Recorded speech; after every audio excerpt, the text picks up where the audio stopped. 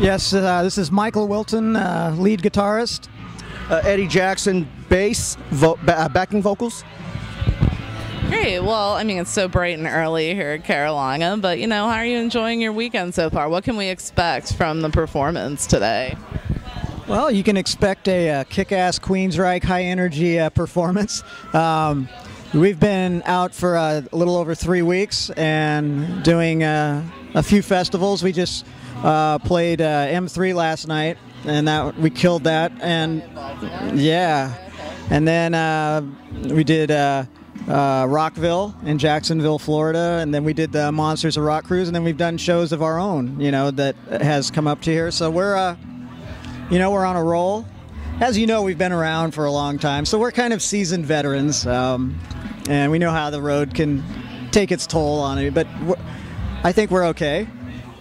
Absolutely. So, I mean, with all the changes in the music industry that we've seen over the years, you know, the biggest one has been the uprise of social media and all that. I'm sure you guys have witnessed almost all of this happen. Which one has had the biggest effect on the band?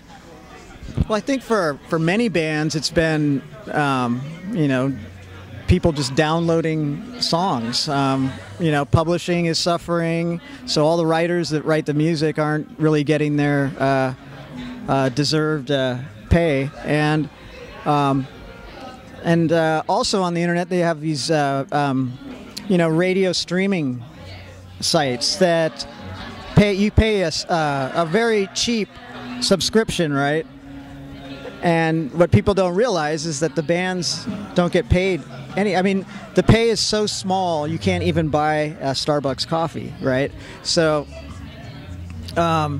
but on the flip side, it's easier to advertise. It's easier to reach your fans around the world.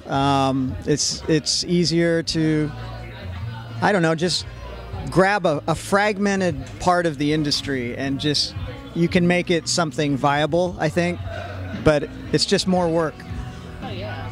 I mean, do you feel now that there's more pressure for bands to stay on the road longer? Where I feel like it's kind of done a flip, where, you know, before the album would kind of support the tour, and now in turn the tour will support the album that comes out. Yeah, it's definitely happening. I mean, there's so many bands out in the summertime, and what that means is that the consumer, you know, only has so much money to spend on entertainment. So it's how you advertise and market your music, and, you know, and to get them to come out and see you, because really, I mean, that's how bands are making money these days, is touring.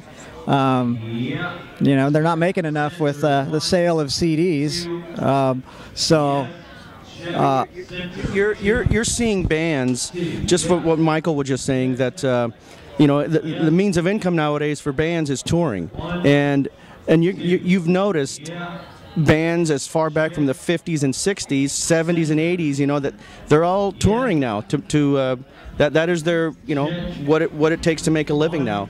Like Michael said, with all the free downloading, you know, it affects bands, songwriters, publishing, but yeah, I think that's the big difference. So, I mean, what can you share with us about what you guys are currently working on right now? I mean, I know there's a lot of touring this summer and the festival circuit and all that. I love seeing these cruises and stuff come up. It's amazing. Yeah, in between the touring, you know, we managed to put out recordings, and we have a new recording that is almost finished and we're going to, after today, go back and finish up all the overdubs and get it mixed, mastered, and sent off to Century Media Records, our label. And it's kind of Queensryche's always been about evolving the music and evolving the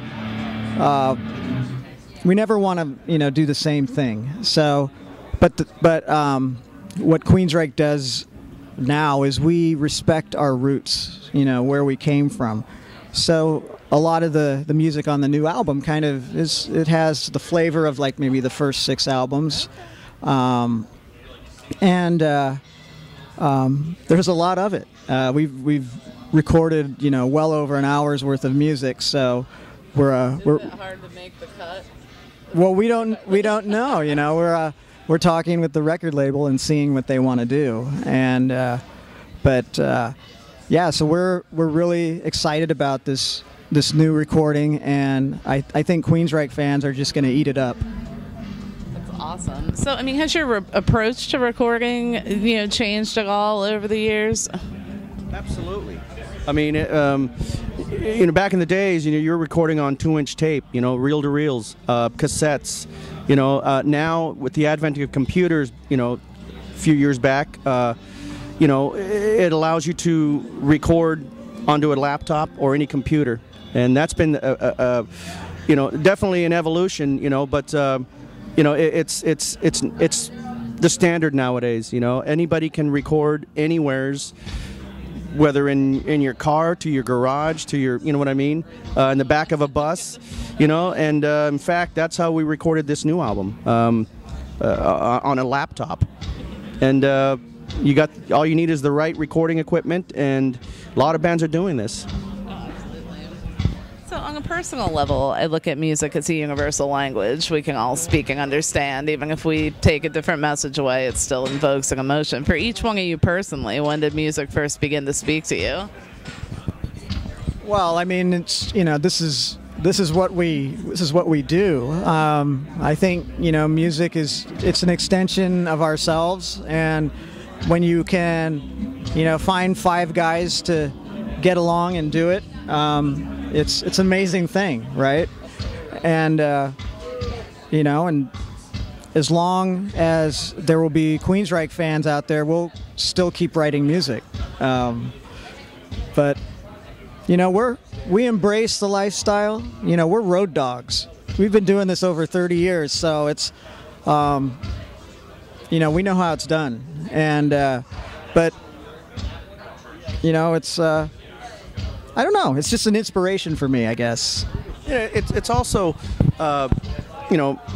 touring is what we, it's part of our business, and it's unfortunate though for whether you're a traveling businessman or traveling in a band, it's not. We don't get to come home every night, and it's part of our job. It's part of what we do. Thank you guys so much for taking a few minutes out to speak with me this morning. I appreciate it. Thanks for having us. Yeah, thank you for having us, and thank you for supporting Queensryche.